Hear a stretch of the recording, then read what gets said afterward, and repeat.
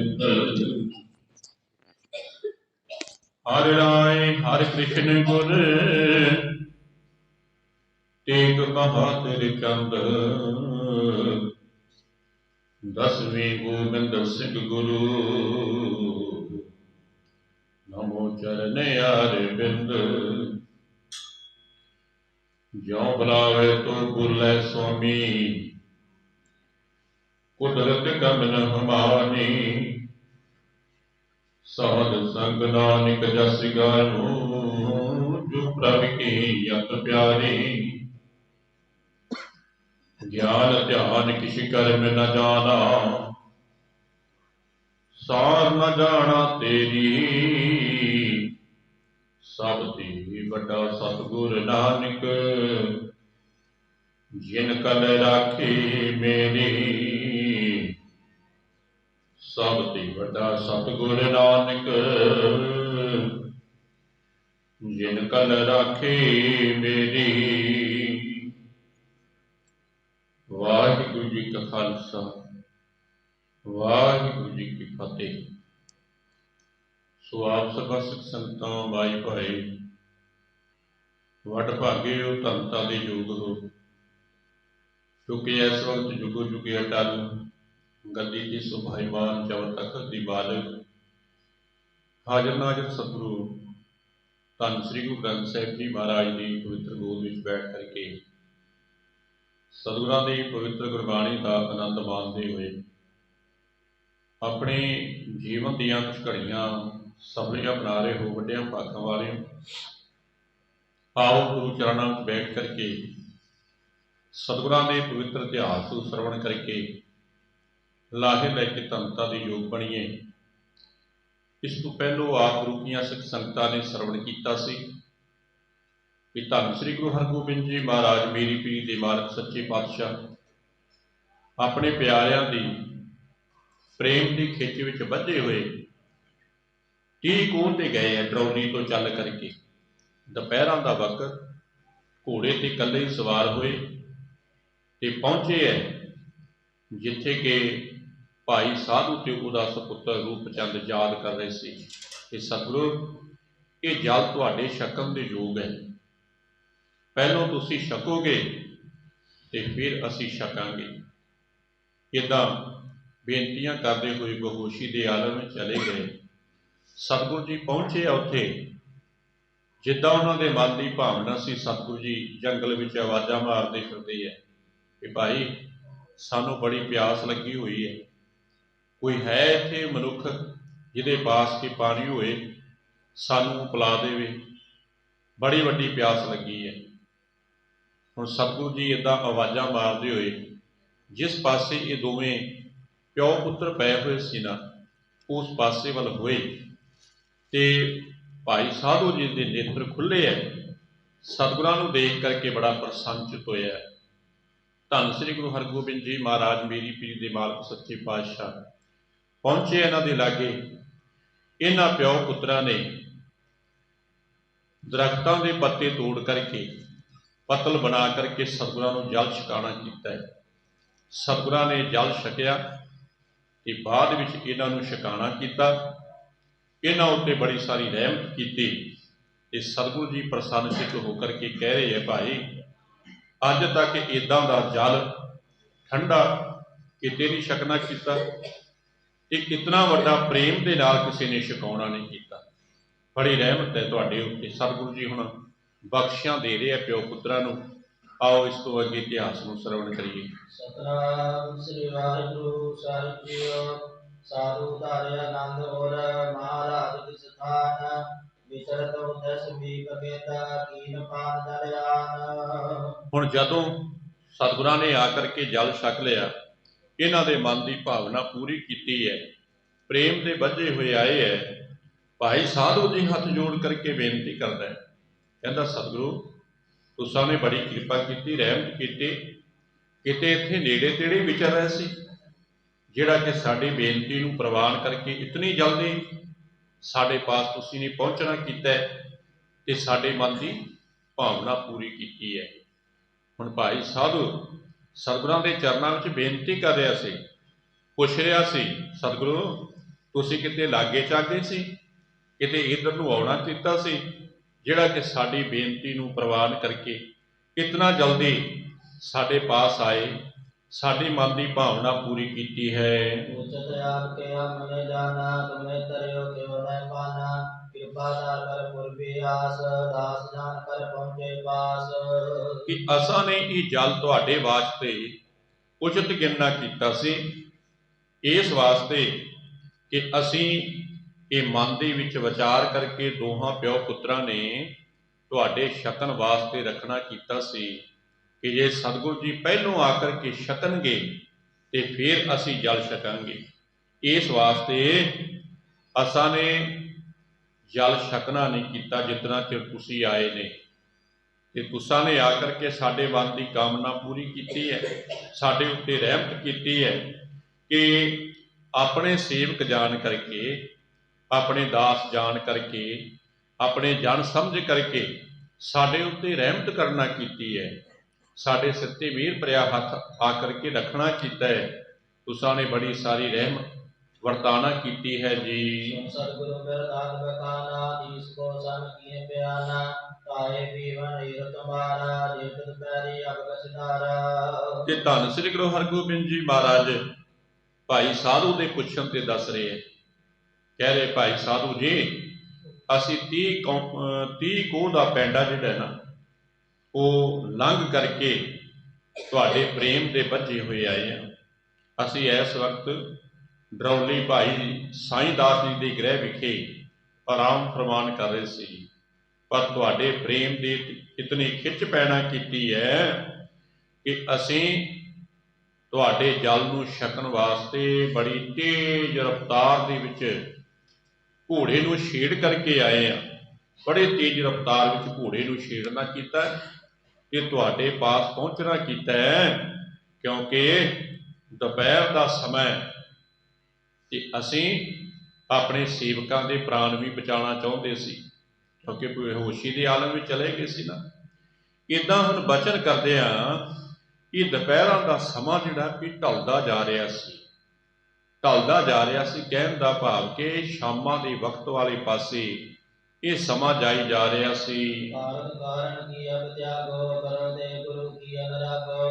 ਅੰਬਰ ਸੰਬਰ ਨਾਚਨ ਕੀ ਦੈ, ਅਬਲਾਕ ਸੁਖ ਪਾਇ ਸੋ ਲੀਜੈ। ਤੇ ਧੰਨ ਸ੍ਰੀ ਗੁਰੂ ਹਰਗੋਬਿੰਦ ਜੀ ਮਹਾਰਾਜ ਕਹਿਣ ਲੱਗੇ, ਭਾਈ ਸਾਧੂ ਜੀ ਤੇ ਰੂਪ ਚੰਦ ਜੀ, ਇੱਦਾਂ ਕਰੋ ਕਿ ਹੁਣ ਤੁਸੀਂ ਤਰਖਾਣ ਪੁਣੇ ਦਾ ਕੰਮ ਜਿਹੜਾ ਇਹ ਤਿਆਗਣਾ ਕਰ ਦਿਓ, ਇਹ ਕੰਮ ਤਿਆਗਣਾ ਕਰ ਦਿਓ ਤੇ ਲੰਗਰ ਦੀ ਪ੍ਰਥਾ ਚਲਾ ਦਿਓ। ਗੁਰੂ ਕੀਆਂ ਸਿੱਖ ਸੰਗਤਾਂ ਤੁਹਾਡੇ ਪਾਸ ਆਇਆ ਕਰਨਗੀਆਂ, ਉਹਨਾਂ ਨੂੰ ਲੰਗਰ ਛਕਾਓਗੇ ਤੇ ਬੜੇ ਵੱਡੇ ਸੁੱਖ ਦੀ ਪ੍ਰਾਪਤੀ ਹੋਏਗੀ, ਆਨੰਦ ਦੀ ਪ੍ਰਾਪਤੀ ਹੋਏਗੀ। ਜਿਵੇਂ ਜਿਵੇਂ ਤੁਸੀਂ ਲੰਗਰ ਛਕਾਓਗੇ ਗੁਰੂ ਕੀਆਂ ਸਿੱਖ ਸੰਗਤਾਂ ਨੂੰ, ਉਵੇਂ ਉਵੇਂ ਤੁਹਾਡੇ ਉੱਤੇ ਗੁਰੂ ਦਰਬਾਰ ਦੀਆਂ ਰਹਿਮਤਾਂ ਹੋਣਗੀਆਂ। ਜਿਹੜਾ ਤੁਸੀਂ ਇਹ ਕਾਰ ਵਿਹਾਰ ਕਰਦੇ ਹੋ ਮਿਸਤਰੀ ਪੁਣੇ ਦਾ, ਤਰਖਾਣ ਪੁਣੇ ਦਾ, ਇਹਨੂੰ ਹੁਣ ਤਿਆਗਣਾ ਕਰੋ।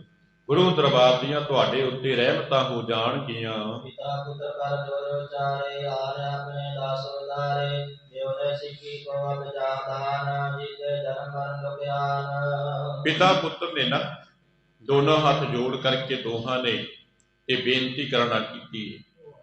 ਕਹਿਣ ਲੱਗੇ ਸਤਿਗੁਰੂ ਤੁਸਾਂ ਨੇ ਜਿੱਥੇ ਇਤਨੀ ਵੱਡੀ ਰਹਿਮਤ ਕੀਤੀ ਹੈ ਨਾ, ਉੱਥੇ ਸਾਡਾ ਜਨਮ ਜਿਹੜਾ ਹੈ ਇਹ ਸਵਾਰ ਦਿੱਤਾ, ਸਾਡਾ ਉਧਾਰ ਕਰ ਦਿੱਤਾ ਸਾਡੇ ਪਾਸ ਪਹੁੰਚ ਕਰਕੇ। ਇਸ ਵਾਸਤੇ ਹੁਣ ਸਾਨੂੰ ਸਿੱਖੀ ਦਾ ਦਾਨ ਦੇ ਕੇ ਤੇ ਨਿਹਾਲ ਕਰ ਦਿਓ, ਸਾਡੇ ਉੱਤੇ ਰਹਿਮਤਾਂ ਵਰਤਾ ਦਿਓ, ਸਾਨੂੰ ਗੁਰਸਿੱਖੀ ਮਿਲ ਜਾਏ, ਨਾਮ ਦੀ ਦਾਤ ਮਿਲ ਜਾਏ ਤੇ ਅਸੀਂ ਬੜੇ ਪ੍ਰਸੰਨਚਿਤ ਹਾਂ, ਕਿਉਂਕਿ ਗੁਰਸਿੱਖੀ ਦੇ ਨਾਲ ਤੇ ਤੁਹਾਡੇ ਸਿਮਰਨ ਦੇ ਨਾਲ ਜਨਮ ਮਰਨ ਦੇ ਦੁੱਖ ਜਿਹੜੇ ਉਹ ਦੂਰ ਹੋ ਜਾਂਦੇ ਹੈ। ਜਿਸ ਤੇ ਜਨਮ ਮਰਨ ਦੁੱਖ ਹਾਨ, ਕਿ ਜਿਨ੍ਹਾਂ ਦੇ ਨਾਲ ਜਨਮ ਮਰਨ ਦੇ ਦੁੱਖ ਦਾ ਹਾਨ ਹੋ ਜਾਂਦਾ ਹੈ, ਨਾਸ ਹੋ ਜਾਂਦੇ, ਕਹਿਣ ਦਾ ਭਾਵ ਜਨਮ ਮਰਨ ਦੇ ਗੇੜ ਤੋਂ ਮਨੁੱਖ ਬਚ ਜਾਂਦਾ ਹੈ। ਇਸ ਵਾਸਤੇ ਸਾਨੂੰ ਗੁਰਸਿੱਖੀ ਦਾਨ ਵਿੱਚ ਦੇ ਦਿਓ, ਰਹਿਮਤਾਂ ਕਰ ਦਿਓ, ਕਿਰਪਾ ਕਰ ਦਿਓ, ਸਾਡੀ ਝੋਲੀ ਵਿੱਚ ਇਹ ਦਾਤ ਪਾਣਾ ਕਰੋ ਜੀ। ਤੁਮਰੇ ਚਰਨ होए प्रेम बिसरै न कब दाता क्षेम जो तुम ठहर देव हम ताई कर देखने तब सहाई कि साडे उत्ते इतनी वड्डी रहमत करो कि सदा ही साडा प्रेम तुहाडे चरनां दे नाल जुड़िया रहे। मुक्ति दे दाते इदां रहमतां कर दिओ कि ਅਸੀਂ ਕਦੇ ਵੀ ਹਿਰਦੇ ਵਿੱਚੋਂ ਤੁਹਾਨੂੰ ਵਸਾਰੀਏ ਨਾ। ਸਦਾ ਹੀ ਗੁਰੂ ਗੁਰੂ ਜਪ ਕਰਕੇ ਤੇ ਆਪਣਾ ਜੀਵਨ ਸਫਲਾ ਕਰਦੇ ਰਹੀਏ। ਜਿਵੇਂ ਤੁਹਾਡਾ ਹੁਕਮ ਹੈ ਅਸੀਂ ਉਸੇ ਤਰ੍ਹਾਂ ਹੀ ਕਰਾਂਗੇ। ਗੁਰਸਿੱਖੀ ਵਿੱਚ ਰਹਿ ਕਰਕੇ ਲੰਗਰ ਦੀ ਕਾਰ ਸੇਵਾ ਚਲਾਣਾ ਕਰਾਂਗੇ ਅਤੇ ਤੁਸੀਂ ਸਾਡੇ ਸਹਾਇਕ ਬਣੋਗੇ, ਸਾਡੇ ਸਿਰ ਤੇ ਮਿਹਰ ਭਰਿਆ ਹੱਥ ਰੱਖੋਗੇ। ਹੁਣ ਭਾਈ ਸਾਧੂ ਤੇ ਭਾਈ ਰੂਪਚੰਦ ਜੀ ਬੇਨਤੀਆਂ ਕਰ ਰਹੇ ਪਿਓ ਪੁੱਤਰ ਕਿ ਸਤਿਗੁਰੂ ਤੁਹਾਡੀ ਕਿਰਪਾ ਹੋਣੀ ਚਾਹੀਦੀ ਹੈ। ਜੋ ਤੁਹਾਡਾ ਹੁਕਮ ਹੈ ਉਹ ਸਿਰ ਮੱਥੇ ਪ੍ਰਵਾਨ ਹੈ। ਅਸੀਂ ਤੁਹਾਡੇ ਹੁਕਮ ਦੀ ਤਾਮੀਲ ਕਰਦੇ ਹੋਏ ਸਦਾ ਹੀ ਲੰਗਰ ਚਲਾਉਂਦੇ ਰਹਾਂਗੇ। अपना बाचा मेरे कोई करे जावन देव तुम जाई वर्मा गुरसुत न मूड़े मात्र सकन जरा न मूड़े कि सानू हुण होर कोई इच्छा नहीं, जो तुसीं देना करोगे ਉਹੀ ਅਸੀਂ ਛਕ ਲਵਾਂਗੇ। ਸਾਰੀਆਂ ਇੱਛਾਵਾਂ तुसां ने संपूर्ण कर ਦਿੱਤੀਆਂ। साडे पास आकर के जल छक करके सानू बड़ी वड्डी प्रसन्नता है कि दूसरे वचन ये है कि नगर दे विच बड़े सारे मूर्ख पुरख रहिंदे है। सतगुरां ने गुरबाणी विच प्रमाण कीता है मूर्ख है नाल ना लुझीए। मूर्ख बंदे दे नाल कदी वास्ते झगड़ा नहीं करना चाहिए, बोल बुलारा नहीं करना चाहिए, क्योंकि वो तो फिक्का होया ही पिया इहो जे मनुख दे नाल बोल बुलारा करके आप भी फिक्किया पै जाइदा।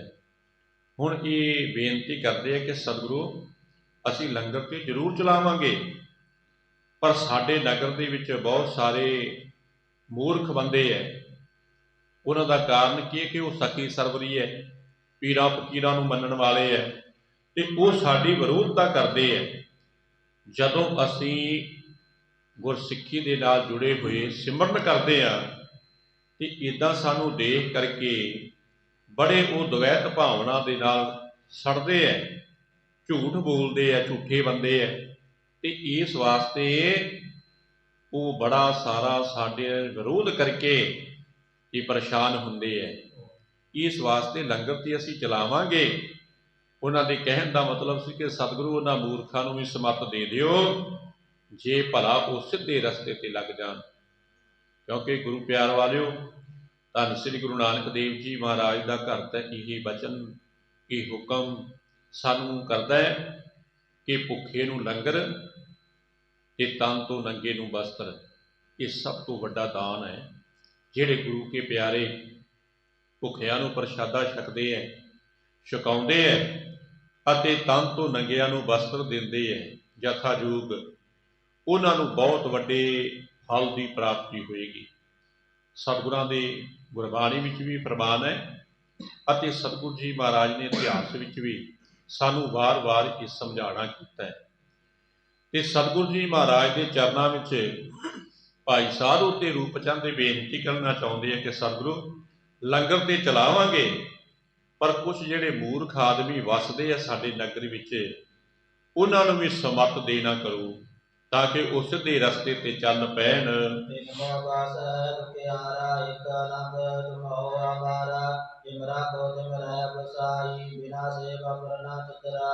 क्योंकि उन्हां करके साडा उस नगरी दे विच वसना बड़ा दुखदाई है, परेशान करते हैं। कहण दा भाव कि तुसीं साडे मालक जे, जिवें तुहाडा आसरा है उसे तरह ही असीं हुण रहना करांगे। जिवें रखोगे तिवें रहांगे कि सेवा तो बगैर असीं होर किसी कारज विच वड्डी चतुराई नहीं समझते। कहण दा भाव कि उसनूं उत्तमता नहीं दिंदे, सेवा विचों ही इस जीवन ने सफला होना है। इस वास्ते कृपा दे घर विच आकर के ये साडे उत्ते रहमत करना करो जी। सतगुर दे तीर्थ का नरदोखी तुम रह ਗੁਜਰ ਦੈ ਕੋ ਗ੍ਰਾਮ ਮਾਨਾ ਰਜੋ ਗ੍ਰਾਮ ਪੁਨੋ ਸਭ ਥਾਨਾ। ਧੰਨ ਸ੍ਰੀ ਗੁਰੂ ਹਰਗੋਬਿੰਦ ਜੀ ਮਹਾਰਾਜ ਨੇ ਧੀਰਜ ਦੇਣਾ ਕੀਤਾ ਆਪਣੇ ਸਿੱਖਾਂ ਨੂੰ। ਕਹਿਣ ਲੱਗੇ ਭਾਈ ਜੇ ਉਹ ਗੁਰਸਿੱਖਾਂ ਦੀ ਵਿਰੋਧਤਾ ਕਰਨਗੇ, ਜੇ ਉਹ ਰਹਿਣਗੇ ਨਹੀਂ, ਉਹ ਨਗਰ ਉੱਜੜ ਜਾਏਗਾ। ਤੇ ਇਸ ਵਾਸਤੇ ਤੁਹਾਨੂੰ ਧੰਨ ਸ੍ਰੀ ਗੁਰੂ ਨਾਨਕ ਦੇਵ ਜੀ ਮਹਾਰਾਜ ਦੇ ਘਰ ਦਾ ਹੁਕਮ ਹੈ ਕਿ ਤੁਸੀਂ ਨਵਾਂ ਨਗਰ ਵਸਾਣਾ ਕਰੋ। ਨਵਾਂ ਨਗਰ ਵਸਾ ਕਰਕੇ ਤੇ ਉਹਦੇ ਵਿੱਚ ਰਹਿਣਾ ਕਰੋ। ਉੱਥੇ ਫਿਰ ਤੁਹਾਡੇ ਗੁਰੂਆਂ ਵਾਂਗ ਪੂਜਾ ਹੋਏਗੀ, ਸਤਿਕਾਰ ਹੋਏਗਾ, ਜੋ ਤੁਸੀਂ ਕਹੋਗੇ ਉੱਦਾਂ ਹੀ ਹੋ ਜਾਇਆ ਕਰੇਗਾ। ਸਤਿਗੁਰਾਂ ਨੇ ਹੁਣ ਨਵਾਂ ਨਗਰ ਵਸਾਉਣ ਵਾਸਤੇ ਕਹਿ ਦਿੱਤਾ, ਰਹਿਮਤ ਕਰ ਦਿੱਤੀ ਧੰਨ ਸ੍ਰੀ ਗੁਰੂ ਹਰਗੋਬਿੰਦ ਜੀ ਮਹਾਰਾਜ ਨੇ, ਕਿਉਂਕਿ ਸਨਮਾਨ ਦੇਣਾ ਚਾਹੁੰਦੇ ਸੀ ਆਪਣੇ ਸੇਵਕਾਂ ਨੂੰ। ਧੰਨ ਸ੍ਰੀ ਗੁਰੂ ਹਰਗੋਬਿੰਦ ਜੀ ਮਹਾਰਾਜ ਕਿਰਪਾ ਕਰਨੀ ਚਾਹੁੰਦੇ ਹਨ।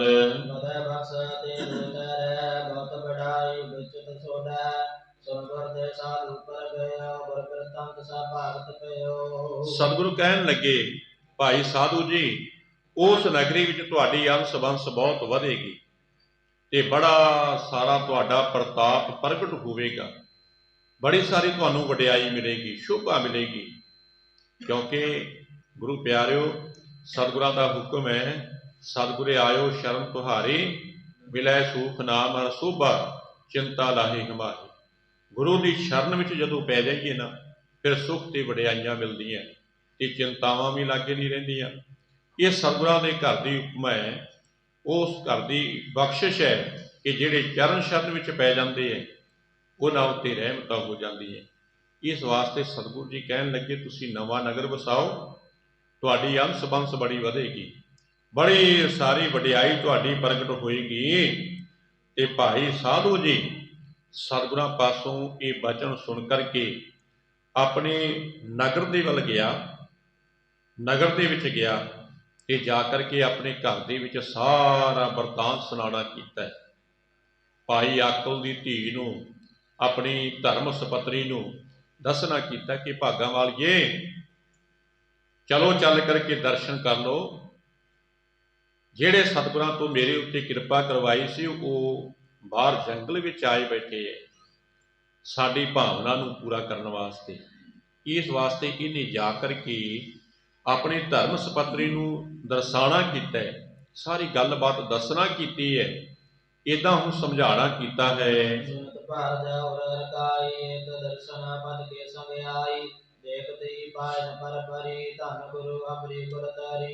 ਹੁਣ ਜਦੋਂ ਭਾਈ ਸਾਧੂ ਦੀ ਧਰਮ ਸਪਤਰੀ ਨੇ ਸੁਣਿਆ ਸਤਿਗੁਰਾਂ ਦਾ ਆਉਣਾ, ਬੜੀ ਪ੍ਰਸੰਨਚਿਤ ਹੋਈ ਹੈ। ਉਸੇ ਵਕਤ ਤੇ ਤੁਸ਼ ਭੇਟਾ ਲੈ ਕਰਕੇ ਤੇ ਇਸ ਨੇ ਫਟਾਫਟ ਤਿਆਰੀ ਕਰਕੇ ਆਪਣੇ ਪਤੀ ਦੇ ਨਾਲ ਆਉਣਾ ਕੀਤਾ, ਜਿੱਥੇ ਕਿ ਸਤਿਗੁਰੂ ਜੀ ਮਹਾਰਾਜ ਸੁਭਾਈਮਾਨ ਸੀ। ਜਿਸ ਪਾਸੇ ਵੱਲ ਧੰਨ ਸ੍ਰੀ ਗੁਰੂ ਹਰਗੋਬਿੰਦ ਜੀ ਮਹਾਰਾਜ ਬੈਠੇ ਹੋਏ ਹੈ ਨਾ, ਉਸ ਪਾਸੇ ਵੱਲ ਆਉਣਾ ਕੀਤਾ ਤੇ ਆ ਕਰਕੇ ਸਤਿਗੁਰਾਂ ਦੇ ਚਰਨਾਂ ਤੇ ਨਮਸਕਾਰ ਕਰਨਾ ਕੀਤੀ ਹੈ।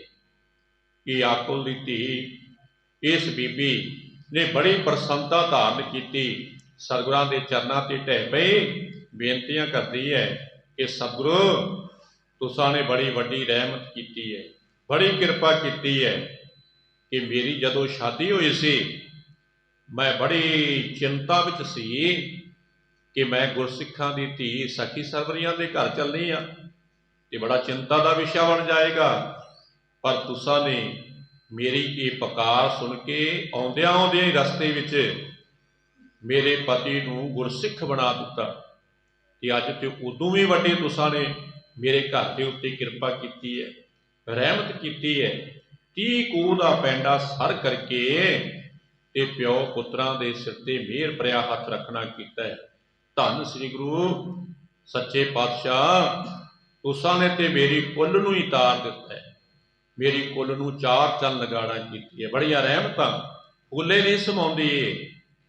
ਭਾਈ ਸਾਧੂ ਦੀ ਧਰਮ ਸਪਤਨੀ ਫੂਲੇ ਨਹੀਂ ਸਮਾਉਂਦੇ। ਸਤਿਗੁਰਾਂ ਦਾ ਸ਼ੁਕਰਾਨਾ ਇੱਕੇ ਸਾਹੇ ਇਹ ਕਰੀ ਜਾ ਰਹੇ ਸੀ।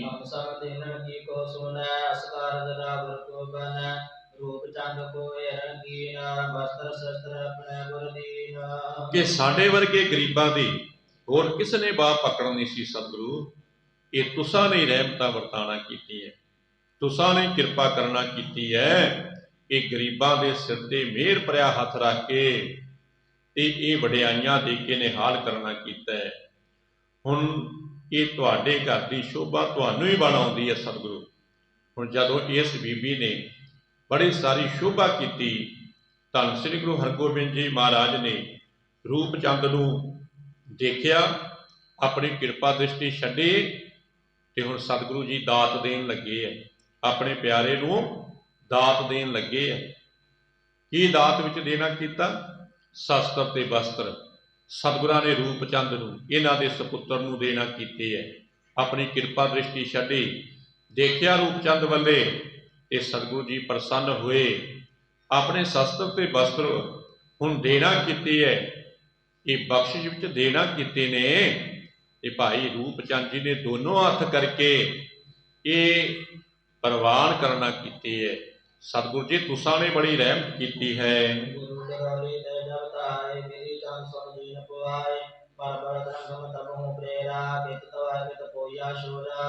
ਹੁਣ ਜਿੱਥੇ ਸਤਿਗੁਰੂ ਇੱਥੇ ਬਖਸ਼ਾਂ ਦੇ ਰਿਹਾ ਨਾ, ਇਸ ਤੁਕਲਾਣੀ ਪਿੰਡ ਦੇ ਲਾਗੇ ਪਹੁੰਚ ਕਰਕੇ, ਭਾਈ ਸਾਧੂ ਦਾ ਪਿੰਡ ਹੈ ਤੁਕਲਾਣੀ, ਇੱਥੇ ਪਹੁੰਚ ਕਰਕੇ ਜਿੱਥੇ ਬਖਸ਼ਾਂ ਦੇ ਰਹੇ ਹੈ, ਉੱਥੇ ਦੁਪਹਿਰ ਦੇ ਵਕਤ ਸਤਿਗੁਰੂ ਜੀ ਮਹਾਰਾਜ ਕਾਹਲੀ ਵਿੱਚ ਇਕੱਲੇ ਹੀ ਆ ਗਏ ਸੀ, ਘੋੜੇ ਤੇ ਸਵਾਰ ਹੋ ਕਰਕੇ, ਕਿਸੇ ਨੂੰ ਸਾਥ ਵਿੱਚ ਨਹੀਂ ਲਿਆਏ।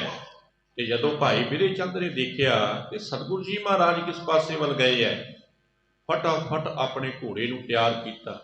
ਦੱਸਿਆ ਭਾਈ ਬਿਧੇ ਚੰਦ ਨੇ ਵੀ ਕਿਸੇ ਨੂੰ ਨਹੀਂ, ਫਟਾਫਟ ਆਪਣੇ ਘੋੜੇ ਨੂੰ ਤਿਆਰ ਕੀਤਾ ਤੇ ਬੜਾ ਸ਼ਕਤੀਸ਼ਾਲੀ ਘੋੜਾ ਸੀ, ਜਿਹਨੂੰ ਕਿ ਬੜੀ ਤੇਜ਼ ਰਫ਼ਤਾਰ ਦੇ ਵਿੱਚ ਤੋਰਨਾ ਕੀਤਾ ਹੈ। ਤੇ ਸਤਿਗੁਰਾਂ ਦੇ ਘੋੜੇ ਦੇ ਖੁਰਾਂ ਨੂੰ, ਪੌੜਾਂ ਨੂੰ ਦੇਖਦੇ ਹੋਏ ਇਸ ਪਾਸੇ ਹੁਣ ਕਦੀ ਭਾਈ ਬਿਧੇ ਚੰਦ ਜੀ ਭਜਾ ਲੈਂਦੇ ਆ ਘੋੜੇ ਨੂੰ, ਦੌੜਾ ਲੈਂਦੇ ਹੈ, ਤੇ ਕਦੀ ਹੌਲੀ ਕਰ ਲੈਂਦੇ ਹੈ। ਹੌਲੀ ਕਰਨ ਦਾ ਕੀ ਮਤਲਬ ਸੀ ਕਿ ਜੇ ਸਤਿਗੁਰਾਂ ਦੇ ਘੋੜੇ ਦੇ ਪੌੜ ਨਾ ਦਿਸਣ ਤੇ ਹੌਲੀ ਕਰਕੇ ਦੇਖ ਲੈਣ। ਇਹ ਨਿਸ਼ਾਨੀ ਰੱਖਦੇ ਹੋਏ ਭਾਈ ਬਿਧੇ ਚੰਦ ਜੀ ਇਸ ਪਾਸੇ ਵੱਲ ਨੂੰ ਘੋੜਾ ਦੜਾ ਰਹੇ ਹੈ ਤੇ ਨਾਲੇ ਮਨ ਦੇ ਵਿੱਚ ਵਿਚਾਰਦੇ ਹੈ, ਕਮਾਲ ਦੀ ਗੱਲ ਹੈ, ਸਤਿਗੁਰਾਂ ਨੇ ਅੱਜ ਦੱਸਣਾ ਕਿਉਂ ਨਹੀਂ ਕੀਤਾ, ਕੱਲੇ ਕਿਉਂ ਚੱਲ ਕਰਕੇ ਆ ਗਏ, ਕਾਰਨ ਕੀ ਬਣਿਆ? ਭਾਈ ਸਾਈਂ ਦਾਸ ਤੇ ਬੀਬੀ ਰਾਮੋ ਜੀ ਵੀ ਨੇ ਸਾਨੂੰ ਆਵਾਜ਼ ਤੱਕ ਨਹੀਂ ਮਾਰਨਾ ਕੀਤੀ।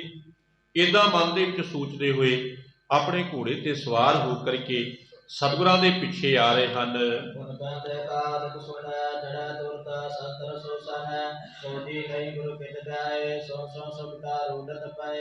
ਇਸ ਤੋਂ ਬਾਅਦ ਪਹਿੰਦੇ ਖਾਂ ਨੂੰ ਵੀ ਪਤਾ ਲੱਗਿਆ, ਇਹ ਪਹਿੰਦੇ ਖਾਂ ਨੇ ਵੀ ਫਟਾਫਟ ਆਪਣੇ ਘੋੜੇ ਤੇ ਕਾਠੀ ਕੱਸੀ ਤੇ ਸਵਾਰ ਹੋ ਕਰਕੇ ਇਸ ਪਾਸੇ ਨੂੰ ਘੋੜਾ ਦੜਾਉਣਾ ਕੀਤਾ ਹੈ।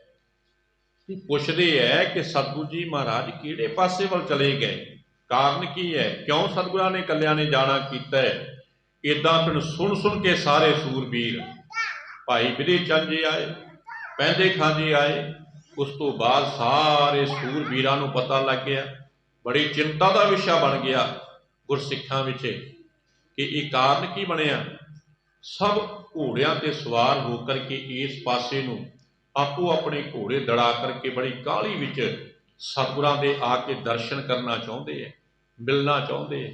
ਫਿਕਰ ਹੋ ਗਿਆ ਗੁਰੂ ਕੇ ਸਿੱਖਾਂ ਨੂੰ, ਫਿਕਰ ਹੋ ਗਿਆ ਕਿ ਇਹ ਕਾਰਨ ਕੀ ਹੈ, ਕਿਉਂ ਸਤਿਗੁਰੂ ਜੀ ਇਕੱਲੇ ਗਏ ਹੈ, ਦੁਪਹਿਰਾਂ ਵੇਲੇ ਆਰਾਮ ਫਰਮਾਨ ਕਰ ਰਹੇ ਸੀ। ਤੇ ਇੱਦਾਂ ਸਭ ਸੂਰਮੇ ਆਪੋ ਆਪਣੇ ਘੋੜਿਆਂ ਤੇ ਸਵਾਰ ਹੋ ਕਰਕੇ ਆ ਰਹੇ ਹਨ।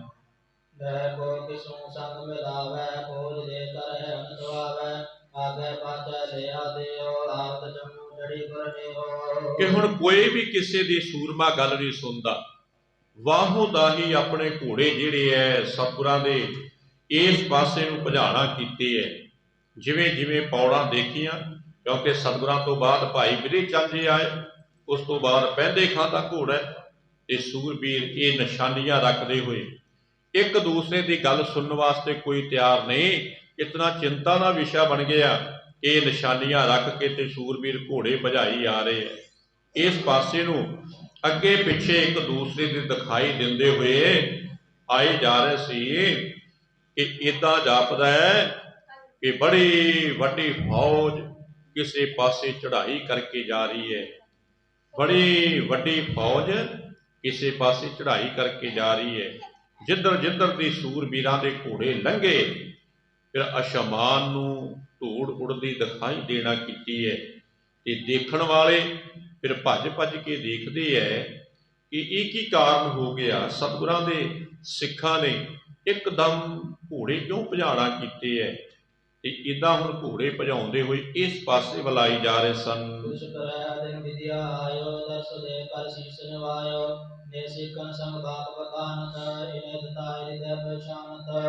ਕਿ ਕੁਛ ਕੁ ਦਿਨ ਬਾਕੀ ਰਹਿੰਦਾ ਸੀ, ਇਤਿਹਾਸਕਾਰ ਲਿਖਦਾ ਕਿ ਕੁਛ ਕੁ ਦਿਨ ਬਾਕੀ ਰਹਿੰਦਾ ਸੀ ਕਿ ਭਾਈ ਬਿਧੀ ਚੰਦ ਸਤਿਗੁਰਾਂ ਨੂੰ ਆ ਮਿਲਿਆ। ਆ ਕਰਕੇ ਸਤਿਗੁਰਾਂ ਦੇ ਚਰਨਾਂ ਤੇ ਨਮਸਕਾਰ ਕੀਤੇ ਅਤੇ ਆਪਣੇ ਸਿੱਖਾਂ ਨੂੰ ਸਤਿਗੁਰੂ ਜੀ ਮਹਾਰਾਜ ਨੇ ਕਿਹਾ ਕਿ ਭਾਈ ਕੋਈ ਗੱਲ ਨਹੀਂ, ਇਤਨੀ ਚਿੰਤਾ ਵਿੱਚ ਕਿਉਂ। ਅਸੀਂ ਆਪਣੇ ਗੁਰਸਿੱਖਾਂ ਦੇ ਪਿਆਰ ਨੂੰ ਦੇਖ ਕਰਕੇ ਤੇ ਬੜੀ ਕਾਹਲੀ ਵਿੱਚ ਆ ਗਏ ਕਿ ਅਸੀਂ ਤੁਹਾਨੂੰ ਦੱਸਣਾ ਹੀ ਚੇਤਾ ਭੁੱਲ ਗਏ। ਆਖੋ ਸਤਿਨਾਮ ਸ੍ਰੀ ਵਾਹਿਗੁਰੂ। ਦੇਖੋ ਸਤਿਗੁਰੂ ਜੀ ਮਹਾਰਾਜ ਇਤਨੇ ਬਖਸ਼ਿੰਦ ਪਿਤਾ ਹੈ, ਜਦੋਂ ਅਸੀਂ ਯਾਦ ਕਰਦੇ ਹਾਂ ਨਾ ਇੱਕ ਮਨ ਚਿੱਤ ਹੋ ਕਰਕੇ, ਫਿਰ ਸਾਡੇ ਵਾਸਤੇ ਉਹ ਇੱਕਦਮ ਆਉਣਾ ਕਰਦੇ ਹੈ। ਕਹਿਣ ਦਾ ਭਾਵ ਕਿ ਸਤਿਗੁਰੂ ਜੀ ਕਹਿ ਰਹੇ ਹੈ, ਬਿਧੀ ਚੰਦ ਪੁੱਛਦਾ ਕਿ ਸਤਿਗੁਰੂ ਜੀ ਤੁਸੀਂ ਸਾਨੂੰ ਦੱਸੇ ਨਹੀਂ, ਅਸੀਂ ਤੁਹਾਡੇ ਸਾਥ ਆਉਂਦੇ। ਸਤਿਗੁਰੂ ਜੀ ਮਹਾਰਾਜ ਕਹਿਣ ਲੱਗੇ, ਬਿਧੀ ਚੰਦਾ ਕਰਦੇ ਕੀ, ਪ੍ਰੇਮੀ ਦੀ ਇਤਨੀ ਖਿੱਚ ਪੈ ਗਈ ਸੀ ਕਿ ਅਸੀਂ ਦੱਸਣਾ ਹੀ ਚੇਤਾ ਭੁੱਲ ਗਏ। ਫਟਾਫਟ ਭਾਈ ਸਾਈਂ ਦਾਸ ਜੀ ਤੋਂ ਘੋੜੇ ਤੇ ਕਾਠੀ ਪਵਾ ਕਰਕੇ ਤੇ ਆਪਣੇ ਸਿੱਖਾਂ ਵੱਲ ਆਉਣਾ ਕੀਤਾ ਹੈ।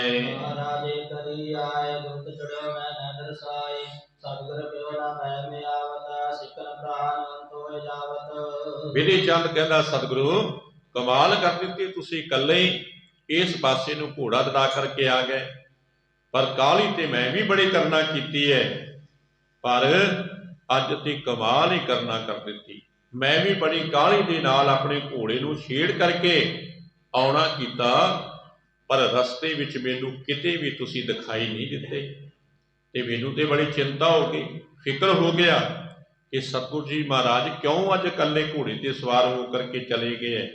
ਸਤਿਗੁਰੂ ਜੀ ਮਹਾਰਾਜ ਕਹਿਣ ਲੱਗੇ, ਭਾਈ ਬਿਧੀ ਚੰਦ ਜੀ, ਜੇ ਅਸੀਂ ਇਤਨੀ ਕਾਹਲੀ ਵਿੱਚ ਨਾ ਆਉਂਦੇ ਤੇ ਸਾਡੇ ਗੁਰਸਿੱਖ ਪਿਆਰਿਆਂ ਦੇ ਪ੍ਰਾਣ ਚਲੇ ਜਾਣੇ ਸਨ। ਆਖੋ ਸਤਿਨਾਮ ਸ੍ਰੀ ਵਾਹਿਗੁਰੂ। ਕਿ ਪਿਆਸ ਦੇ ਨਾਲ ਇਤਨੇ ਵਿਆਕੁਲਤਾ ਵਿੱਚ, ਇਤਨੀ ਬੇਹੋਸ਼ੀ ਦੇ ਆਲਮ ਵਿੱਚ ਦੋਵੇਂ ਪਿਓ ਪੁੱਤ ਚਲੇ ਗਏ ਸੀ ਕਿ ਇਹਨਾਂ ਦਾ ਪ੍ਰਾਣ ਜਾਣ ਦਾ ਵੀ ਖਤਰਾ ਹੋ ਚੁੱਕਾ ਸੀ। ਇਸ ਵਾਸਤੇ ਅਸਾਂ ਨੇ ਆਪਣੇ ਪਿਆਰਿਆਂ ਦੇ ਪ੍ਰਾਣ ਬਚਾਉਣ ਵਾਸਤੇ ਇਤਨੀ ਕਾਹਲੀ ਕਰਨਾ ਕੀਤੀ ਹੈ, ਸਾਨੂੰ ਜਲਦੀ ਆਉਣਾ ਪੈ ਗਿਆ।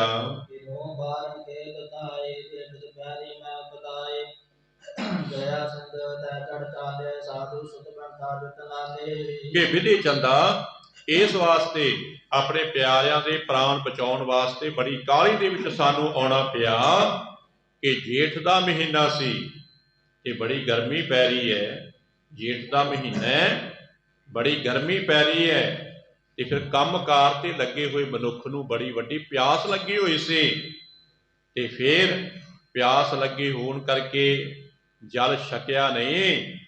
ਇਹ ਸਤਿਗੁਰਾਂ ਦੇ ਚਰਨਾਂ ਵਿੱਚ ਬੇਨਤੀਆਂ ਕਰਨ ਲੱਗ ਗਏ ਕਿ ਧੰਨ ਸ੍ਰੀ ਗੁਰੂ ਹਰਗੋਬਿੰਦ ਜੀ ਮਹਾਰਾਜ, ਜਿਤਨਾ ਚਿਰ ਤੁਸੀਂ ਆ ਕਰਕੇ ਨਹੀਂ ਛਕੋਗੇ ਅਸੀਂ ਨਹੀਂ ਛਕਾਂਗੇ। ਇਤਨਾ ਪ੍ਰੇਮ ਹੁਣ ਬਣਾਣਾ ਕੀਤਾ ਕਿ ਸਾਡੇ ਤੋਂ ਰਿਹਾ ਨਹੀਂ ਗਿਆ। ਅਸੀਂ ਫਟਾਫਟ ਇਹਨਾਂ ਦੇ ਪ੍ਰਾਣ ਬਚਾਉਣ ਵਾਸਤੇ ਇਸ ਪਾਸੇ ਵੱਲ ਚਲੇ ਆਏ। ਹੁਣ ਭਾਈ ਸਾਧੂ, ਉਸ ਦਾ ਪੁੱਤਰ ਤੇ ਪਤਨੀ ਵੀ ਸਤਿਗੁਰਾਂ ਦੇ ਨਾਲ ਹੈ ਤੇ ਧੰਨ ਸ੍ਰੀ ਗੁਰੂ ਹਰਗੋਬਿੰਦ ਜੀ ਮਹਾਰਾਜ ਫਿਰ ਇੱਦਾਂ ਭਾਈ ਬਿਧੀ ਚੰਦ ਜੀ ਨੂੰ ਕਹਿ ਕਰਕੇ ਨਾ ਤੇ ਸ਼ਾਮਾਂ ਦਾ ਵਕਤ ਹੋ ਗਿਆ, ਜਾਂ ਇੱਦਾਂ ਕਹਿ ਲਓ ਕਿ ਸੂਰਜ ਡੁੱਬ ਗਿਆ, ਉੱਥੇ ਸੂਰਜ ਡੁੱਬ ਗਿਆ। ਧੰਨ ਸ੍ਰੀ ਗੁਰੂ ਹਰਗੋਬਿੰਦ ਜੀ ਮਹਾਰਾਜ ਫਿਰ ਘੋੜੇ ਤੇ ਸਵਾਰ ਹੋਏ ਹਨ।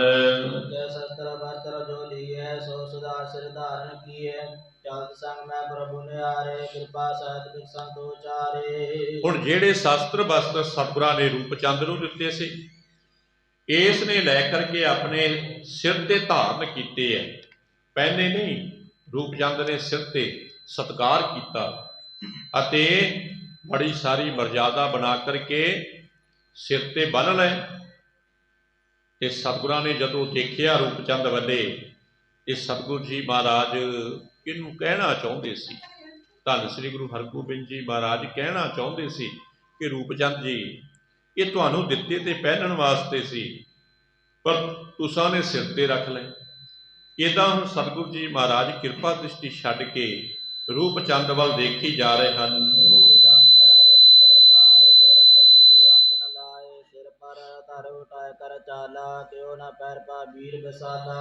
सतगुरु जी कहन लगे रूपचंद जी तुहानू ये वस्त्र ते शस्त्र पहनण वास्ते देना कीते सी ते तुसां ने ये अपने शरीर दे नाल छुआए ने, इस वास्ते सिर दे उत्ते रख के ते साडे साथ विच चल पए हो। क्यों नहीं पहनदा? क्योंकि तू ते बड़ा वड्डा सूरबीर है। ये सूरबीरां नूं ये शस्त्र पहनने चाहिए है, इसे वास्ते तुहानू देना कीते सी, पर तुसां ने सिर ते रख लए। की तुसीं मन दे विच सोचदे हो रूपचंद जी? की तुहाडे मन की भावना है? रूपचंद कर जोरो चारा ना दासन को दास विचारा, ते रूपचंद हथ जोड़ के कहता है, कहता सतगुरु मैं अपने आप नूं तुहाडे दासां दा दास विचारना कीता है। मैं तुछ बुद्धि वाला अते मेरी मलीन बुद्धि है, माड़ी मत वाला ते भगती दे ज्ञान तो हाले खाली हाँ। भगती दे ज्ञान तो हाले खाली हाँ, मेरे विच कोई गुण नहीं। इस वास्ते मैं सत्कार वजों तुहाडे जिहड़े दिते हुए शस्त्र ते वस्त्र ने ना, सत्कार दे नाल इन्हां नूं अपने सिर ते उठाना कीता है। सबदा करतार दा स्वामी चौसो करो अंतर जामे, शस्त्र वस्त्र जो तुम तन केरे सुख दुख पूजमान है मेरे। कि सतगुरु तुसीं सारे संसार दे करता धरता जी, जो चाहुंदे जो एक क्षण पल विच कर दिंदे हो। तुहाडे शरीर दे जो शस्त्र वस्त्र ने वो मेरे वास्ते बड़े सुखदायक ते पूजनीक ने। रूपचंद दे कहण दा मतलब सी कि मैं ते इन्हां दी पूजा करांगा, इन्हां विचों तुहाडे दर्शन ददारे करांगा, तुहाडे शस्त्रां ते वस्त्रां दी सेवा करके। देखो कितना वड्डा प्यार ते सत्कार जुड़िया होया भाई साधु ते रूपचंद जी दा। सतगुरां दे शास्त्रां वस्त्रां दी इतना सत्कार कि सतगुरु मैं ये पहनना नहीं चाहुंदा, मैं इन्हां दी पूजा करके ते अपना हिरदा शांत चित करना चाहुंदा, इन्हां विचों बख्शिशां लैके ते निहाल होना चाहुंदा।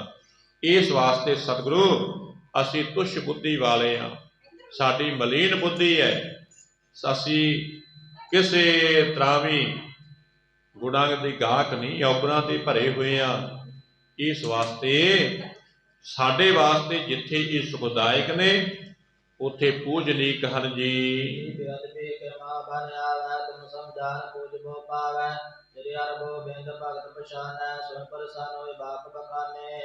कि मेरे पासों तुहाडे शस्त्रां वस्त्रां दी इदां बेअदबी नहीं हो सकती। मैं बड़े सत्कार दे नाल मेरे मन की भावना है कि इन्हां नूं सोहनी जगह ते टका करके ते इन्हां दी पूजना करांगा, इन्हां नूं पूजांगा, रख करके सुबह ते शाम नमस्कार करया करांगा, धूप बत्ती करया करांगा ते लागे बैठ करके सतनाम दा जाप करया करांगा। हुण सतगुरु जी महाराज जदों ये वचन सुने ना रूपचंद तो, ते सतगुरु जी महाराज भी जानते हैं अपने भगत नूं पछाण करके, ते फिर धन श्री गुरु हरगोबिंद जी महाराज वचन करते हैं रूपचंद दे नाल।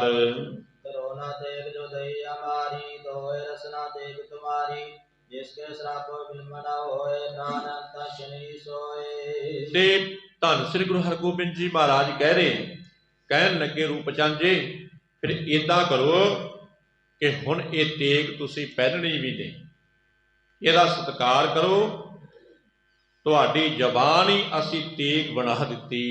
आखो सतनाम श्री वाहिगुरू।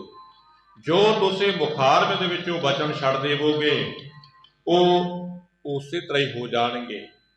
ਜੇ ਗੁੱਸੇ ਵਿੱਚ ਆ ਕਰਕੇ ਕਿਸੇ ਨੂੰ ਬਚਨ ਛੱਡ ਦੇਵੋਗੇ ਉਸੇ ਵਕਤ ਉਹਦੇ ਉੱਤੇ ਲਾਗੂ ਹੋ ਜਾਏਗਾ।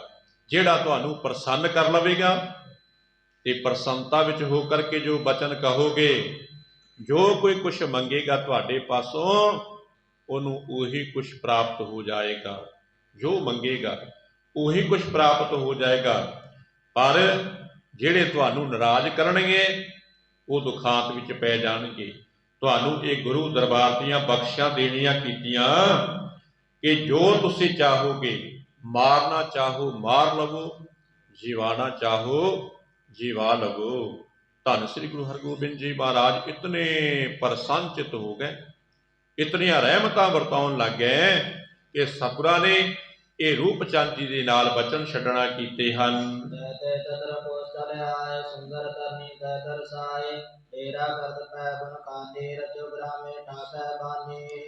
ਕਿ ਉਸ ਜਗ੍ਹਾ ਤੋਂ ਜਿੱਥੇ ਜਲ ਛਕਣਾ ਕੀਤਾ ਸੀ ਨਾ ਸਤਿਗੁਰਾਂ ਨੇ, ਉੱਥੋਂ ਏਦਾਂ ਬਚਨ ਵਿਲਾਸ ਕਰਦਿਆਂ ਹੋਇਆਂ ਕਵੀ ਜਨ ਕਹਿੰਦਾ ਕਿ 4 ਕੋਹ ਚੱਲ ਕੇ ਤੇ ਸਤਿਗੁਰੂ ਜੀ ਉਰੇ ਆ ਗਏ।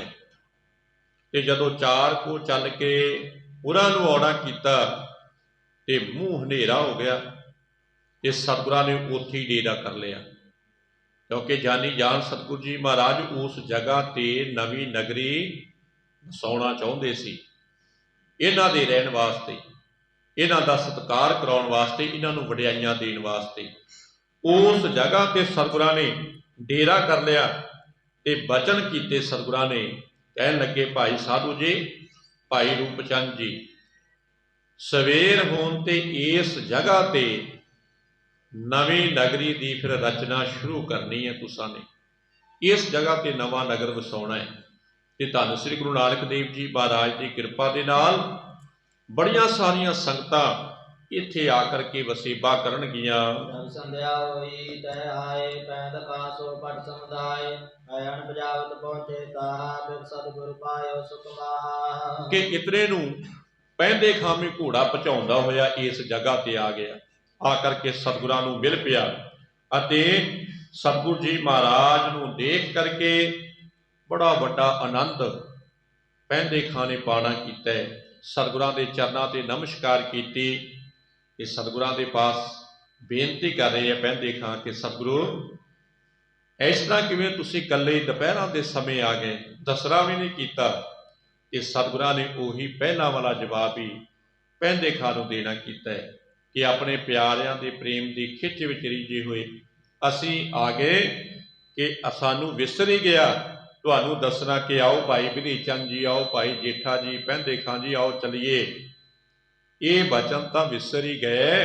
ਇਤਨੀ ਪ੍ਰੇਮ ਨੇ ਖਿੱਚ ਪਾਣਾ ਕੀਤੀ ਸੀ ਕਿ ਅਸੀਂ ਬੜੀ ਕਾਹਲੀ ਦੇ ਨਾਲ ਡਰੌਲੀ ਨਗਰੀ ਤੋਂ ਨਿਕਲਣਾ ਕੀਤਾ ਤੇ ਇਸ ਪਾਸੇ ਵੱਲ ਆਉਣਾ ਕੀਤਾ ਹੈ।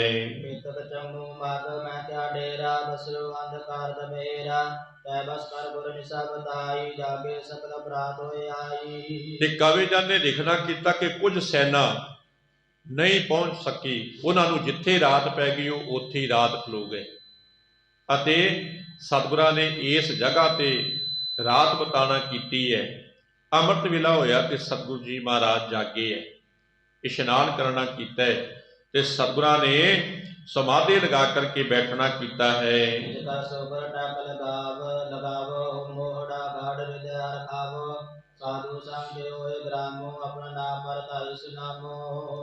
ਅਤੇ ਉਸ ਤੋਂ ਬਾਅਦ ਸੂਰਜ ਚੜ੍ਹੇ ਸਤਿਗੁਰੂ ਜੀ ਮਹਾਰਾਜ ਉੱਠੇ ਹੈ ਤੇ ਧੰਨ ਸ੍ਰੀ ਗੁਰੂ ਹਰਗੋਬਿੰਦ ਜੀ ਮਹਾਰਾਜ ਨੇ ਭਾਈ ਸਾਧੂ ਜੀ ਤੇ ਉਹਨਾਂ ਦੇ ਸਪੁੱਤਰ ਰੂਪ ਚੰਦ ਜੀ ਨੂੰ ਨਾਲ ਲੈ ਕਰਕੇ ਆਪਣੇ ਹਸਤ ਕਮਲਾਂ ਦੇ ਨਾਲ ਇਸ ਨਗਰੀ ਦਾ ਟੱਕ ਲਗਾਣਾ ਕੀਤਾ।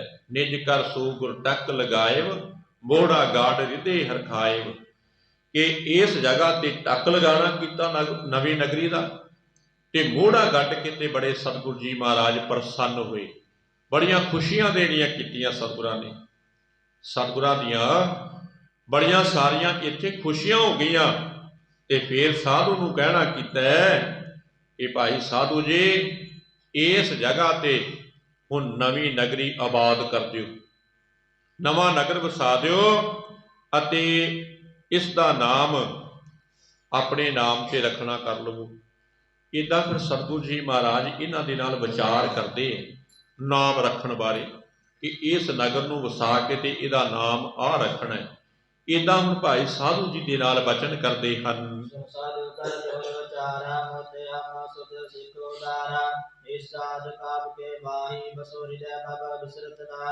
ਤੇ ਜਦੋਂ ਸਤਿਗੁਰਾਂ ਨੇ ਇੱਦਾਂ ਕਿਹਾ ਨਾ, ਭਾਈ ਸਾਧੂ ਨੇ ਹੱਥ ਜੋੜ ਲਏ, ਕਹਿਣ ਲੱਗਾ ਸਤਿਗੁਰੂ ਠੀਕ ਹੈ ਤੁਹਾਡਾ ਬਚਨ, ਪਰ ਮੇਰੇ ਨਾਲੋਂ ਮੇਰਾ ਸਪੁੱਤਰ ਜਿਹੜਾ ਹੈ ਉਹ ਗੁਰਸਿੱਖੀ ਵਿੱਚ ਜ਼ਿਆਦਾ ਪਰਪੱਕ ਹੈ। ਆਖੋ ਸਤਨਾਮ ਸ੍ਰੀ ਵਾਹਿਗੁਰੂ। ਇਹਦੇ ਕਹਿਣ ਦਾ ਮਤਲਬ ਇਹ ਸੀ ਕਿ ਸਤਿਗੁਰੂ ਜੀ ਜਦੋਂ ਜਲ ਛਕਣ ਲੱਗੇ ਸੀ ਨਾ, ਪਹਿਲੇ ਮੇਰੇ ਸਪੁੱਤਰ ਨੇ ਕਹਿਣਾ ਕੀਤਾ ਸੀ ਕਿ ਪਿਤਾ ਜੀ ਇਹ ਜਲ ਜਿਹੜਾ ਨਾ ਇਹ ਸਤਿਗੁਰਾਂ ਦੇ ਛਕਣ ਵਾਲਾ ਹੈ, ਤੇ ਜੇ ਸਤਿਗੁਰੂ ਜੀ ਮਹਾਰਾਜ ਆ ਕਰਕੇ ਜਲ ਛਕਣ ਤੇ ਅਸੀਂ ਫੇਰ ਛਕਾਂਗੇ, ਜਾਣਾਂਗੇ ਕਿ ਸਤਿਗੁਰੂ ਜੀ ਮਹਾਰਾਜ ਸਾਡੇ ਉੱਤੇ ਬੜੇ ਦਿਆਲੂ ਤੇ ਕਿਰਪਾਲੂ ਹੈ। ਇਹਨੇ ਹੱਥ ਜੋੜ ਕੇ ਬੇਨਤੀ ਕੀਤੀ ਹੈ ਸਾਧੂ ਨੇ, ਕਹਿਣ ਲੱਗਾ ਸਤਿਗੁਰੂ ਮੇਰੇ ਨਾਲੋਂ ਮੇਰਾ ਸਪੁੱਤਰ ਜਿਹੜਾ ਗੁਰਸਿੱਖੀ ਵਿੱਚ ਪਰਪੱਕਤਾ ਵਿੱਚ ਹੈ ਤੇ ਬਹੁਤ ਵੱਡਾ ਨਿਸ਼ਚਾ ਤੁਹਾਡੇ ਉੱਤੇ ਰੱਖਦਾ ਹੈ ਮੇਰਾ ਸਪੁੱਤਰ, ਤੇ ਕਿਰਪਾ ਕਰ ਦਿਓ ਕਿਉਂਕਿ ਹਰ ਵੇਲੇ ਉਹ ਤੁਹਾਨੂੰ ਆਪਣੇ ਹਿਰਦੇ ਵਿੱਚ ਵਸਾਉਂਦਾ ਹੈ, ਕਦੀ ਵੀ ਵਿਸਾਰਦਾ ਨਹੀਂ, ਸਦਾ ਹੀ ਉਹ ਗੁਰੂ ਗੁਰੂ ਜਪਦਾ ਹੈ, ਤੇ ਉਹਦੇ ਉੱਤੇ ਤੁਹਾਡੀਆਂ ਬੜੀਆਂ ਸਾਰੀਆਂ ਰਹਿਮਤਾਂ ਹਨ।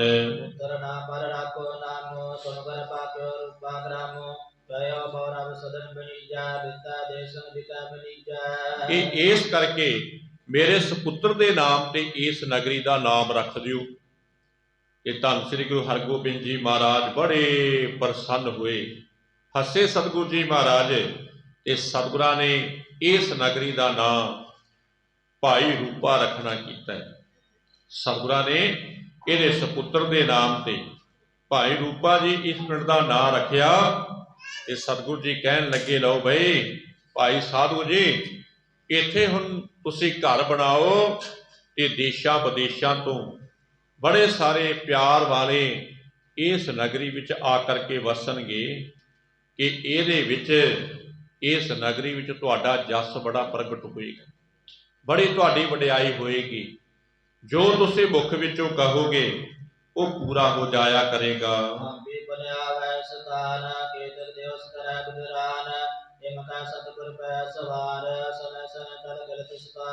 ਸਤਿਗੁਰੂ ਜੀ ਕਹਿਣ ਲੱਗੇ ਕਿ ਕੁਝ ਸਮੇਂ ਬਾਅਦ ਅਸੀਂ ਵੀ ਫੇਰ ਤੁਹਾਡੀ ਨਗਰੀ ਦੇ ਵਿੱਚ ਆਵਾਂਗੇ, ਅਸੀਂ ਫੇਰ ਤੁਹਾਡੀ ਨਗਰੀ ਵਿੱਚ ਆਵਾਂਗੇ ਤੇ ਤੁਹਾਡੇ ਪਾਸ ਠਹਿਰਾਂਗੇ, ਤੁਹਾਡੇ ਪਾਸ ਰਹਿਣਾ ਕਰਾਂਗੇ। ਤੇ ਸਤਿਗੁਰੂ ਜੀ ਮਹਾਰਾਜ ਇੱਦਾਂ ਬਚਨ ਕਹਿ ਕੇ ਤੇ ਆਪਣੇ ਘੋੜੇ ਤੇ ਸਵਾਰ ਹੋਣ ਲੱਗੇ ਹੈ। ਤੇ ਭਾਈ ਸਾਧੂ ਜੀ ਤੇ ਉਹਨਾਂ ਦਾ ਸਪੁੱਤਰ ਰੂਪਚੰਦ ਅਤੇ ਭਾਈ ਸਾਧੂ ਦੀ ਪਤਨੀ ਇਹ ਸਤਿਗੁਰੂ ਜੀ ਮਹਾਰਾਜ ਦੇ ਚਰਨਾਂ ਤੇ ਢਹਿ ਪਏ, ਬੇਨਤੀਆਂ ਕੀਤੀਆਂ ਕਿ ਸਤਿਗੁਰੂ ਸਾਡੇ ਉੱਤੇ ਸਦਾ ਹੀ ਰਹਿਮਤਾਂ ਰੱਖਿਓ, ਕਿਰਪਾ ਰੱਖਿਓ, ਆਪਣੇ ਚਰਨਾਂ ਦੇ ਨਾਲ ਜੋੜ ਕਰਕੇ ਰੱਖਿਓ, ਕਿਉਂਕਿ ਤੁਹਾਡੇ ਤੋਂ ਬਗੈਰ ਸਾਡੀ ਹੋਰ ਕੋਈ ਬਾਂਹ ਪਕੜਨ ਵਾਲਾ ਨਹੀਂ। ਅਸੀਂ ਤੇ ਤੁਹਾਡੇ ਦਾਸ ਹਾਂ, ਤੁਹਾਡੇ ਘਰ ਦੇ ਜਾਨਾ ਸੇਵਕ ਹਾਂ, ਇਹ ਸਦਾ ਹੀ ਚਰਨਾਂ ਦੇ ਨਾਲ ਜੋੜ ਕਰਕੇ ਰੱਖਿਓ। ਸਤਿਗੁਰੂ ਜੀ ਮਹਾਰਾਜ ਕਹਿਣ ਲੱਗੇ ਭਾਈ ਸਾਧੂ ਜੀ, ਭਾਈ ਰੂਪਚੰਦ ਜੀ ਜੋ ਤੁਸੀਂ ਮੁਖ ਵਿੱਚੋਂ ਕਹੋਗੇ ਉਹੀ ਬਚਨ ਸੰਪੂਰਨ ਹੋਏਗਾ। ਇਸ ਨਗਰੀ ਦੇ ਵਿੱਚ ਤੁਹਾਡੀ ਸੰਤਾਨ ਬੜੀ ਵਧੇ ਫੁੱਲੇਗੀ, ਬੜੀਆਂ ਸਾਰੀਆਂ ਵਡਿਆਈਆਂ ਮਿਲਣਗੀਆਂ, ਤੁਹਾਡੀ ਪੂਜਾ ਹੋਏਗੀ। ਉਸ ਸਮੇਂ ਬਾਅਦ ਅਸੀਂ ਫੇਰ ਆ ਕੇ ਤੇ ਤੁਹਾਡੇ ਪਾਸ ਠਹਿਰਾਂਗੇ। ਇੱਦਾਂ ਧੰਨ ਸ੍ਰੀ ਗੁਰੂ ਹਰਗੋਬਿੰਦ ਜੀ ਮਹਾਰਾਜ ਇਸ ਨਗਰੀ ਦਾ ਟੱਕ ਲਗਾ ਕਰਕੇ ਸ਼ੁਰੂਆਤ ਕਰਕੇ ਘੋੜੇ ਤੇ ਸਵਾਰ ਹੋ ਕਰਕੇ ਤੇ ਫਿਰ ਵਾਪਸ ਡਰੌਲੀ ਵੱਲ ਨੂੰ ਮੰਜ਼ਲਾਂ ਮਾਰਦੇ ਆਪਣੇ ਸਿੱਖਾਂ ਸਮੇਤ ਜਾ ਰਹੇ ਹੈ। ਅੱਜ ਇੱਥੇ ਸਮਾਪਤੀ, ਕੱਲ੍ਹ ਨੂੰ ਫੇਰ ਸਤਿਗੁਰੂ ਜੀ ਕਿਰਪਾ ਕਰਨਗੇ। ਇਸ ਤੋਂ ਅੱਗੇ ਜਿਸ ਤਰ੍ਹਾਂ ਵੀ ਸਤਿਗੁਰਾਂ ਦੇ ਪਵਿੱਤਰ ਇਤਿਹਾਸ ਆਉਣਗੇ, ਜੇ ਸਤਿਗੁਰਾਂ ਦੀ ਰਹਿਮਤ ਹੋਏਗੀ ਤੇ ਕੱਲ੍ਹ ਆਪ ਗੁਰੂ ਦੀਆਂ ਸਿੱਖ ਸੰਗਤਾਂ ਨੂੰ ਸਰਵਣ ਕਰਵਾਇਆ ਜਾਏਗਾ। ਬੇਨਤੀ ਕਰਾਂਗੇ ਜਿਤਨਾ ਵੀ ਹੋ ਸਕੇ ਮਨ ਬਿਰਤੇ ਇਕਾਗਰ ਕਰਕੇ ਗੁਰੂ ਚਰਨਾਂ ਵਿੱਚ ਪਹੁੰਚ ਕਰਕੇ ਸਤਿਗੁਰਾਂ ਦੀ ਪਵਿੱਤਰ ਗੁਰਬਾਣੀ, ਪਵਿੱਤਰ ਇਤਿਹਾਸ ਸੁਣ ਕਰਕੇ ਮਨ ਕਰਕੇ ਹਿਰਦੇ ਵਿੱਚ ਵਸਾ ਕੇ ਲਾਹੇ ਲੈ ਕੇ ਧੰਨਤਾ ਦੇ ਯੋਗ ਬਣੀਏ। ਸਤਿਗੁਰੂ ਜੀ ਸਮਰੱਥ ਨੇ, ਸਾਡੇ ਸਿਰ ਤੇ ਮਿਹਰ ਭਰੇ ਹੱਥ ਰੱਖਣਗੇ, ਸਾਡਾ ਵੀ ਜੀਵਨ ਸਵਰ ਜਾਏਗਾ ਤੇ ਅਸੀਂ ਵੀ ਧੰਨਤਾ ਦੇ ਯੋਗ ਬਣ ਜਾਵਾਂਗੇ। ਕਥਾ ਕਰਦਿਆਂ ਤੋਂ ਬੇਅੰਤ ਭੁੱਲਾਂ ਹੋਈਆਂ ਹੋਣਗੀਆਂ। ਜਿੱਥੇ ਧੰਨ ਸ੍ਰੀ ਗੁਰੂ ਗ੍ਰੰਥ ਸਾਹਿਬ ਜੀ ਮਹਾਰਾਜ ਬਖਸ਼ਿੰਦ ਪਿਤਾ ਹੈ, ਉੱਥੇ ਆਪ ਰੱਬ ਵਰਗੀਆਂ ਗੁਰੂ ਕੀਆਂ ਸਿੱਖ ਸੰਗਤਾਂ ਜੁੜ ਬੈਠੇ ਹੋ। ਕਿਰਪਾ ਕਰਿਓ, ਆਪਣੇ ਦਾਸਾਂ ਦੇ ਸਿਰ ਤੇ ਮਿਹਰ ਭਰੇ ਹੱਥ ਰੱਖਿਓ, ਤਾਂ ਕਿ ਤੁਸ਼ ਬੁੱਧੀ ਅਨੁਸਾਰ ਆਪ ਜੀ ਦੇ ਚਰਨਾਂ ਦੀ ਇਤਿਹਾਸਾਂ ਸੇਵਾ ਕਰਕੇ ਧੰਨਤਾ ਦੇ ਯੋਗ ਬਣ ਸਕੀਏ। ਇੰਨੀਆਂ ਬੇਨਤੀਆਂ ਪ੍ਰਵਾਨ ਕਰਨੀਆਂ ਜੀ। ਬੁਲਾਓ ਫਤਿਹ। ਵਾਹਿਗੁਰੂ ਜੀ ਕਾ ਖਾਲਸਾ, ਵਾਹਿਗੁਰੂ ਜੀ ਕੀ ਫਤਿਹ।